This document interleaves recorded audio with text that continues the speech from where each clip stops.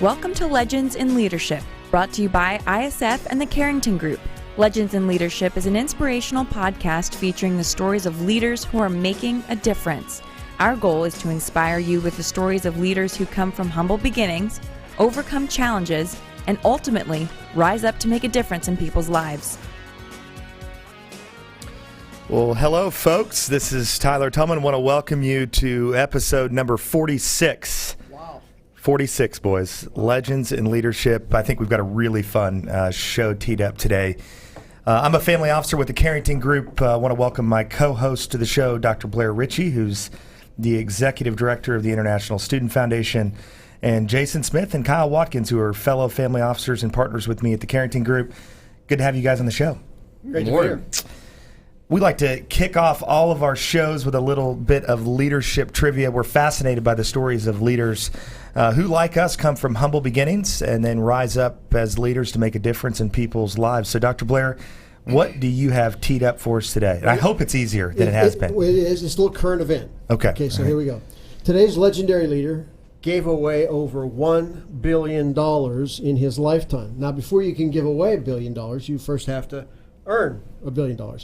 As a boy, he delivered newspapers, quickly growing his paper route from 28 newspapers to 156 by taking over other routes from fellow paperboys. We're not sure if those were hostile takeovers or not, but anyhow, thus began a career that would leverage that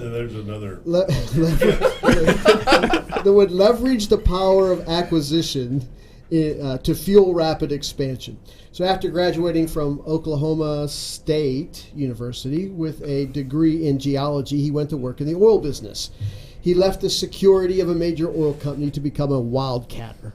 With $2,500 in cash and a $100,000 note, he founded what would become one of the largest independent oil companies in the world. He became so adept at mergers and acquisitions that he became known as the Oracle of Oil. At the age of 68, he sold his oil company, and instead of retiring like most people, this leader considered it his halftime, and he launched another career as a hedge fund focusing on the energy industry. He spent his final years pursuing his philanthropic causes and investing in alternative energy sources.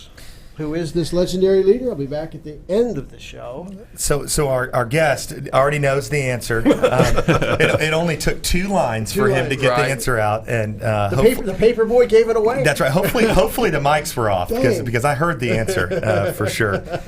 But we're excited about today's guest, Jay Young. Jay has had a lifelong passion for oil and gas exploration. Fourth generation of his family to dedicate his career to the industry. His affinity for the oil patch led Jay to founding the King Operating Corporation. It's a business model that's designed to minimize risk by acquiring and developing in areas with a long history of producing oil and gas. Complementing his professional endeavors, his wife Michelle and 4 daughters represent focal points in his life. You're an avid Texas Rangers fan. He's also a former partial owner of the team. Has fond memories of the team's run to the World Series in 2010 and 11. Also active here in Dallas-Fort Worth in many philanthropic organizations such as the Executive Board of Directors for Circle 10 Council, which is Boy Scouts of America, and his alma mater, Angelo State University Foundation Board, where he graduated with a BBA in 1985.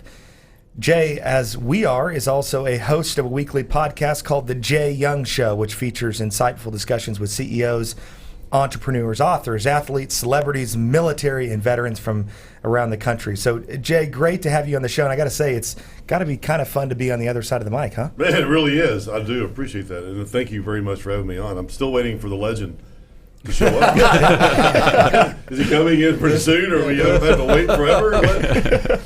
Oh, hey, but no, thank you. And I do appreciate that. And matter of fact, right after y'all finish, we're going to turn around and I'm going to interview y'all for my next show. I love Yeah, it. that'd be fun. Why not? Hey, Yeah. yeah, man. Too much fun. As a matter of fact, we were joking with Jay at the beginning of the show. We said if you're not a legend when you come on the show, by the end of it, you surely will be legendary. So Happens every week. Every week, Right. And every week. Wow. So let's just rewind the tape a little bit. Some great conversation pre-show about you growing up in Sulphur Springs, but take us back to the early days in your life and tell us a little bit about where you grew up and kind of what led you to Dallas, Texas. Well, thank you. And growing up was my dad got out of the oil business early. My great-grandfather had 12 kids. And Wow. 12 kids, and if you're a man, you're in the oil business, and if you're a woman, you're married to somebody in the oil business, right? I mean, everybody was, and it's in Oklahoma, West Texas, Permian Basin, Big Spring area, and they were all in the oil business. And my grandfather got in the business. My grandmother was the oldest of the 12, married my grandfather, and there was 3 brothers. All 4 of them were in the oil and gas business.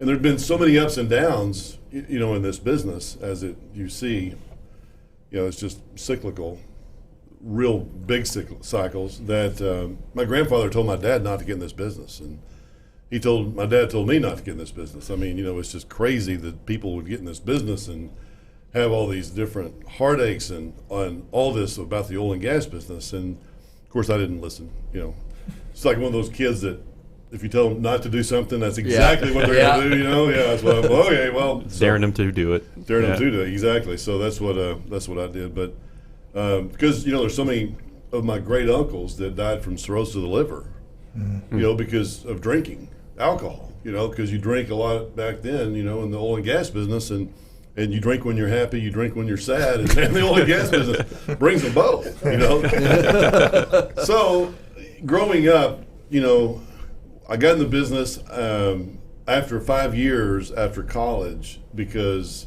it just kind of, it's like the mafia guy, it sucks you back in, type deal. And so I got back into it and I started my own company, and I got in the business in 90 after 5 years out of college.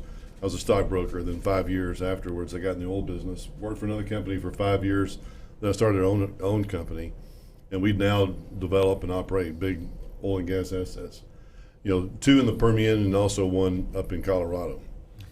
So all this negativity around the oil and gas business growing up, I guess my question for you is what about the oil and gas business kept your interest? So how do you fight through, your dad telling you, hey, don't do this? I mean, what were the things that you said, no, this is the path for me? Yeah, we were in Tyler, Texas, as a matter of fact, in 81, 82, during that time, and I was trying to figure out exactly what should I do, where should I go? And that's when oil prices, late 70s, 80s, oil prices were going down, people being laid off, and it's just in droves. I mean, it's not like, a few people here and there, because when they slash budgets, and try to get more financing, they've really got to cut their overhead. Yeah. I was talking to a guy, I'm trying to hire a guy in Colorado, and I was talking to him, and he works for a company filing for bankruptcy, and he said he makes like $275,000 a year. And he gets like $200,000 a month or a year bonus checks. And he's just a drilling superintendent. I'm like, man, $300,000 a year and $200,000 for bonus. Man, that is a lot of money.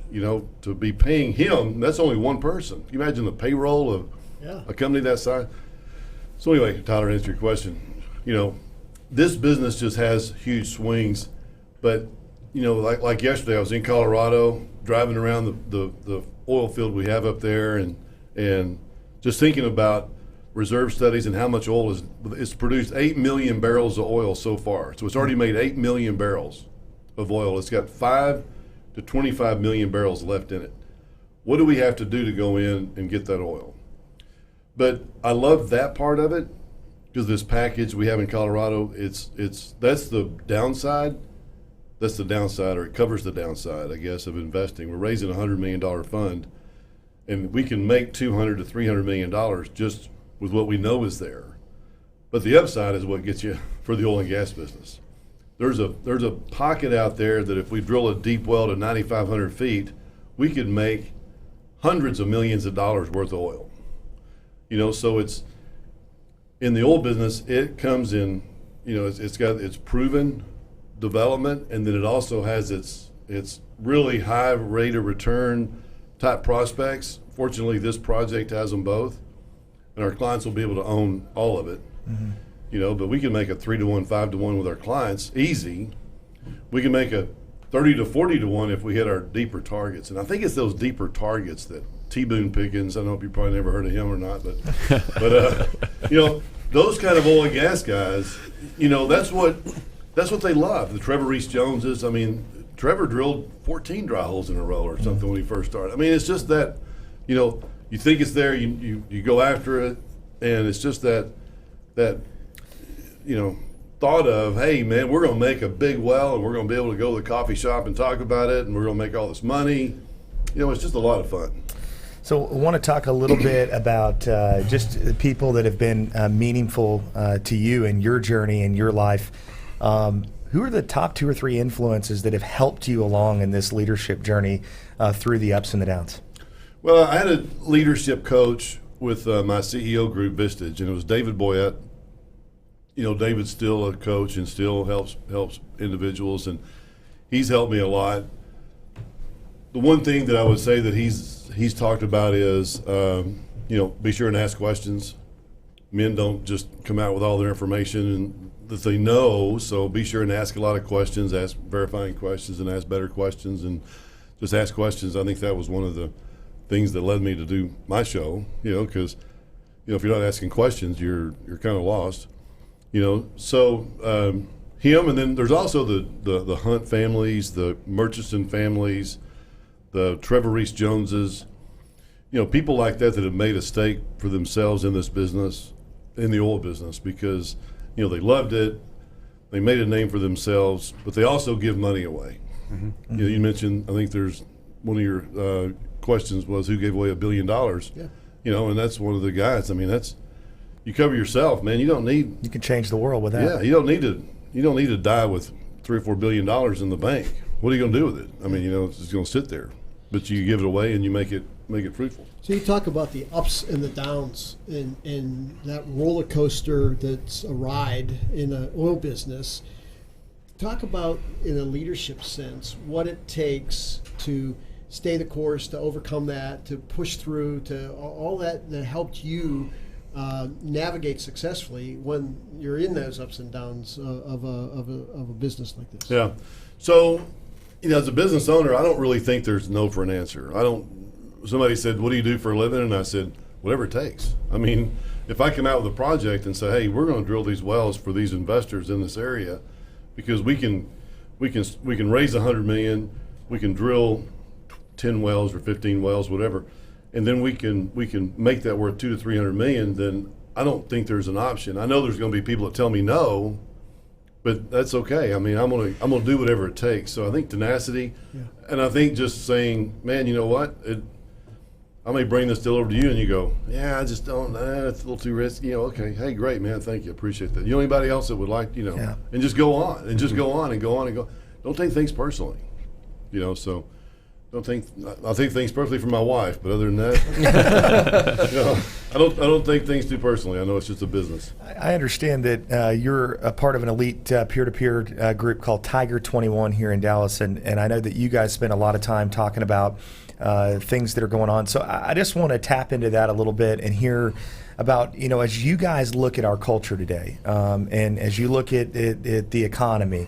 What do you see as the greatest challenges that leaders are facing moving forward? And just kind of want to hear what's going on behind closed doors. What are the things you guys are talking about?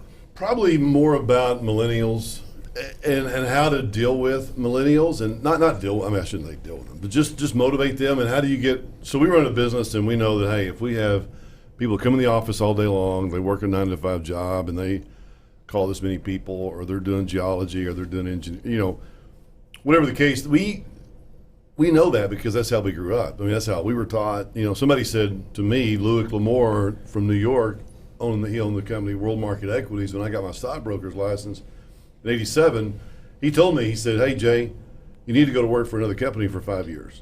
Don't start your own company, and don't go to work for me, because he said, I don't have time to manage you, right? I'm not going to sit up. He was trading huge blocks of stocks on the French stocks on the for French institutions on the New York Stock Exchange. He said, "Don't come to work for me. I'm not going to train you. Go work for somewhere else. And I did. And so when I learned that 5-year process at another company, started my own company, I just took what they taught me, and now these millennials are different. So the world's changing in a sense of how many employees do you need? How can you motivate people to get from A to B? Like our project, maybe 10 steps, a company, maybe 10 stages of an investment, trying to build a company, buy acquisitions, or do what you do. How do you motivate your people? So how do you motivate your people? That's why I'm here. So what are you guys finding? I mean, we've spent several shows talking about millennials and this exact topic. So what are some of the things that are coming out as ways to motivate them and put them in a position to be successful for you and for themselves? Yeah, I think it's more about making sure that we have the computer softwares that allows us to know, are they doing what they need to do to get where they need to go in a monthly or weekly or monthly or quarterly fashion. It's like, so our guys may go, hey, I'm not going to come in the office next week, but I'm going to have 10 appointments with RAs over $1 billion, and this is what my conversations are going to be, and then I can tell you what I talked about afterwards. Hey, great. I don't need for you to come in the office just so I can sit and stare at you all day long to see if you're working or not. Yeah. I don't care to do that, as long as I know they're doing what they're doing. So I think it's more or less, things aren't going in the phone anymore, and people aren't picking up their phones as much and saying hello, and the communication isn't there anymore. Mm-hmm. It's either text messages or emails or one-on-one. Mm-hmm. So give them the resources and then let them fly. Let them go. And the results will it'll either show or it won't. And how do you give them that feedback? Because that's one of the elements we've heard of with this change in demographics is the millennials want more consistent, almost constant feedback on where they're at with you. So have you incorporated that into your management style? Yeah, so we have Salesforce, and we also try to figure out what it is that you need to do. So we talked about the other day, we talked, if our internal people can set, 10 appointments a week, 2 appointments a day for our externals to be able to go out and talk to the RAs, then that's good. Mm-hmm. And so if now there's 15 different, how many phone calls did you make? How many people did you present? Did you, what did you say? And did you, all that stuff. But I think it's more or less, I'm finding that it's just the top number. Yeah. Did you do 2 today? I mean, how many appointments did you set? Like 2, 3, 4, or whatever, and how'd you do it? And how can we do that over and over and over again? So setting those expectations very clearly up front gives you that ability to manage, the performance on the back end. And you know how I found that out? Because I didn't do it at first, right? I mean, I kept thinking about it for months, and I had these people, and I hired them, and I, spent $10,000, $20,000 a month having 3 or 4 people, and all of a sudden I go, man, I'm not getting the results I want. Well, what kind of results do you want? And I thought, oh man, that is a good question. Yeah, I want appointments. They go, well, you told her that she didn't have to work 5 days a week, 9 to 5 in this office. I said, I don't care where she works. But if she can give me, 5 appointments a day, she can work from Pluto. I mean, if she can get there and back, I don't really care as long as I get my, Yeah, as hosts of podcasts, they asked us the same question. How do we measure success? We still don't know. So as you've navigated business, Jay, I mean, everybody has a setback. Everybody has that coming to the crossroads moment. And so I'm curious, can you remember, a particular failure or disappointment or setback, and what'd you learn from that? How did you navigate that? Is that one, or how many do you want? The biggest my one. Most important one, or my biggest one? It's only a 30-minute show. So. Oh yeah, man, I tell you what, that's a good question, and it is a very broad question. I think the most important thing that I learned in our business, and this happened last year. We had an asset that we grew. We raised $37 million in equity from investors, and we were drilling wells, and we got it up to over $300 million. Our proved reserves were getting close to $300 million. Good return for investors. We would have killed it, because we get it back in after payout to the investors. And man, we were out there, and I was saying, hey guys, it's time to sell. And they were like, we've got we just hired this group to spend $100,000. We're going to spend $100,000 with this group to see if there's a basement, see if there's wolf camp, see if there's all these other things, and so they got in my head a little bit about we were able to grow this to $500 million, and they were on board with that. So I thought, okay, I'm going to just kind of sit back and see how we do, because I've got another friend that sold too early. Mm-hmm.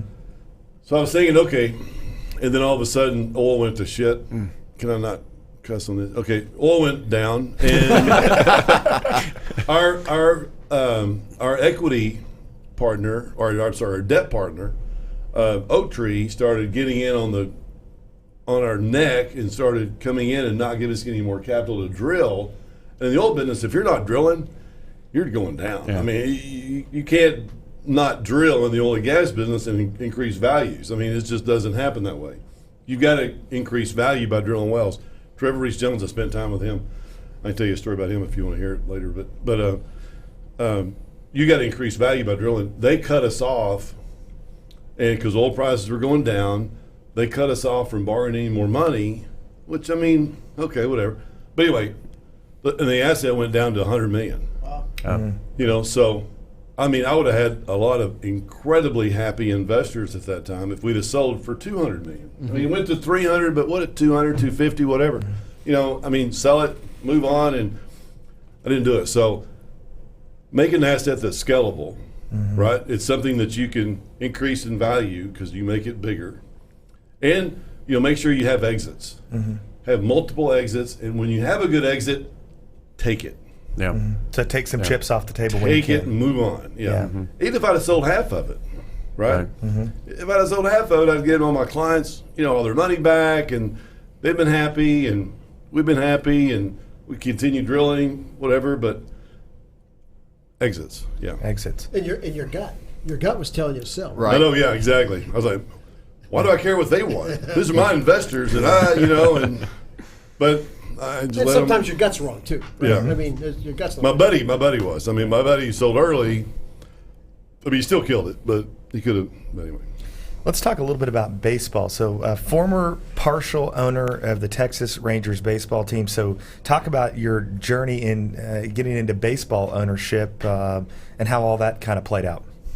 So, I read in the paper that Chuck Greenberg out of Pittsburgh was coming in and looking to buy the team or put together a group of people to purchase the team. So I thought, okay, hey, that sounds good. And Nolan Ryan was getting involved. I thought, man, I want to know Nolan Ryan. I want to know him, and Chuck. And so they ended up raising $250 million in cash equity from investors.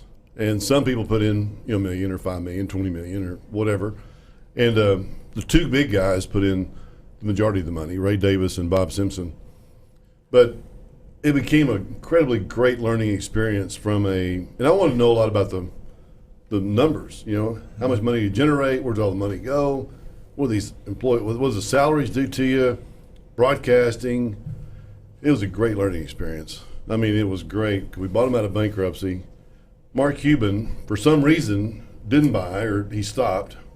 I don't know if Major League Baseball would allow him to own a baseball team anyway, right. Mm-hmm. Even though he's kind of crazy on the basketball side, but they don't want dual owners. They want Nolan Ryan sitting there in that chair, owning the Texas Rangers, because that brings people out to the ballpark. Mm-hmm. They're going to come out there and watch, Nolan and Ruth sitting there, and anyway, so Nolan and the Rangers, we bought the Rangers, and then, I got to spend a lot of time with Nolan, got to spend a lot of time with Ruth.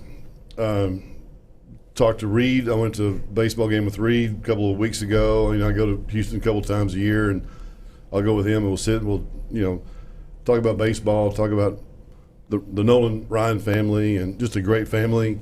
Went to the World Series a couple of times, and I've got a couple of good rings. I should have brought a ring. Oh, man. I'd love to see that. Oh, man, it's huge. I mean, it's really big. But I've got two of those. My wife has the necklace, and great time, great time, great people. I mean, I'm not a huge 100%, baseball fan, but I did because of the people, and I did because I wanted to learn. I thought it was, man, this is, I mean, I watch all the Ranger games now just because if they're on, I'll turn them on. So what I'm curious through that whole process and being around guys like Nolan and all that. So what's the one thing that you took away that you didn't know before? You go, man, that was an aha moment in being in baseball ownership.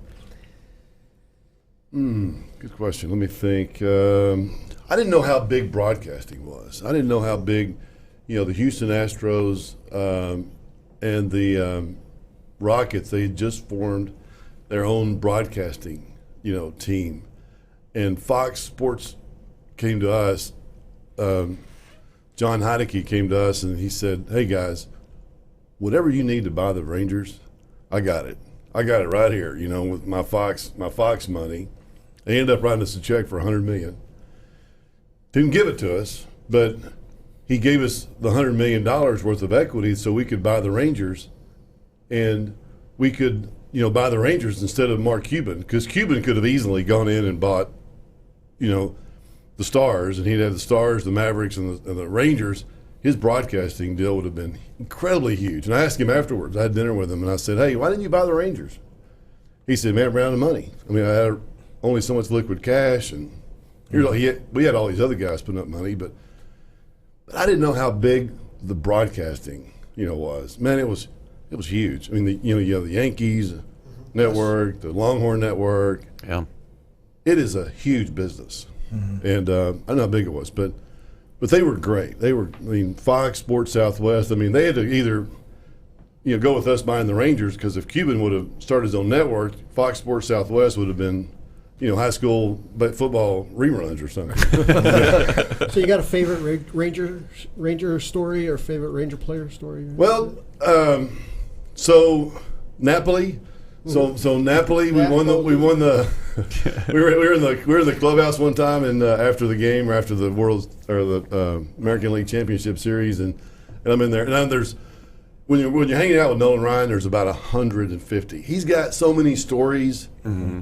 I mean, he's got a story for everything, right? But my favorite, you said that, and I'm thinking, click, Mike Napoli, because Napoli's such a great guy.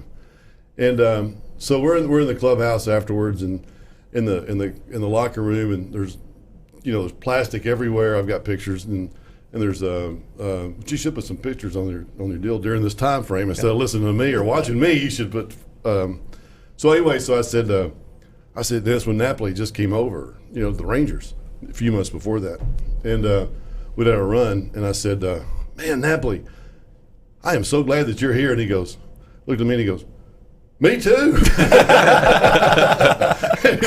Me too, Anyway, he's such a great guy. But, all those guys are just – I didn't get to spend a lot of time with Josh Hamilton, because when the champagne came out, Hamilton, hauled ass. He's a ginger ale guy. Sponsor. Yeah.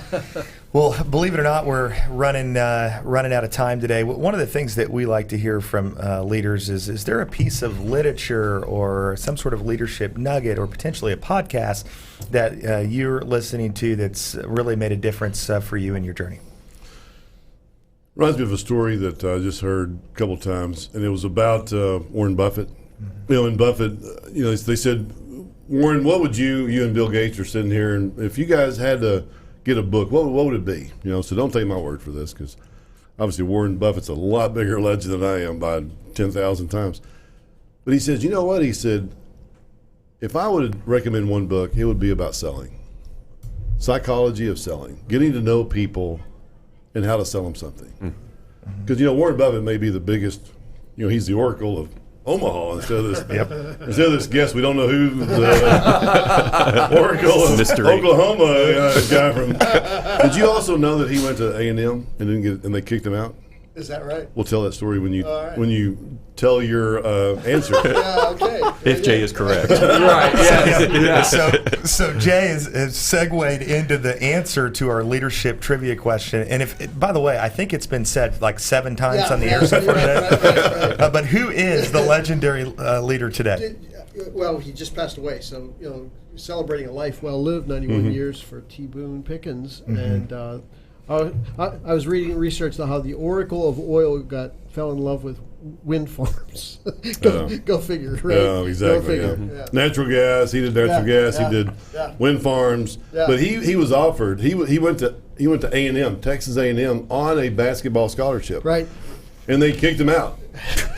And they said, "Hey, we're not anymore." I don't know what he did. That's not part of the story, and I don't know what his part of the story is. But that is something that. But so they went to Oklahoma State, Right. and then it was like $50 a month or something. $50 a month scholarship. He ended up giving $165 million to Oklahoma State. Great investment. Oh my gosh, That worked out. Wow. And Chris Ryan's going to be on the Jay Young Show at 7:00. Ah, I don't know what that means, but thanks for the plug. Whatever that, Chris Ryan. Yeah. So, okay, yeah, that's tonight, 7:00. Are we sure? Are you sure that's tonight? I don't know what's going on. Jay's not sure that that's tonight. I got a sign.